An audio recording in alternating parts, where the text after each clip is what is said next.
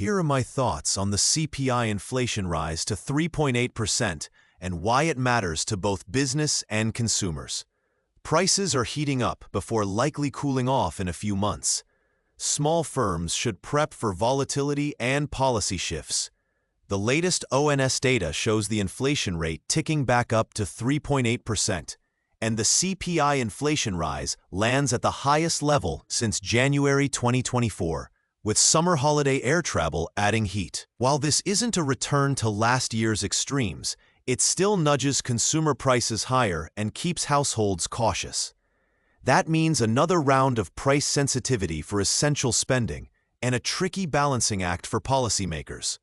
The Bank of England expects the headline rate to edge towards roughly 4% before easing back toward the 2% target, keeping a watchful eye on services and travel. This outlook implies inflation is sticky rather than spiraling, yet persistent enough to shape interest rate thinking. For borrowers and savers, the path looks choppy, not chaotic. The timing matters, with the next ONS release due on the 17th September 2025 and the MPC bank rate decision following on the 18th September 2025.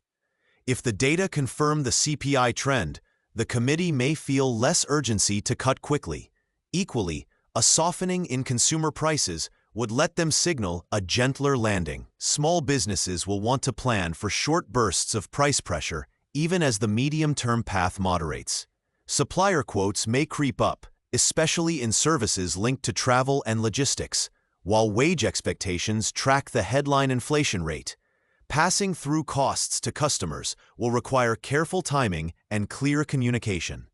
The finance bill and November's autumn budget 2025 loom large, and fiscal choices could either cushion or compound the CPI trajectory. Targeted reliefs, investment incentives, or adjusted business rates would filter into pricing decisions and margins. Owners should scenario plan for at least 3 budget outcomes and stress test cash flow under each. Cash discipline is still king while consumer prices move unevenly. I'm advising many of my clients to lock in key inputs, renegotiate energy and shipping where possible, and refine inventory to match demand volatility. A little operational rigor now can offset a surprisingly sharp monthly CPI print later.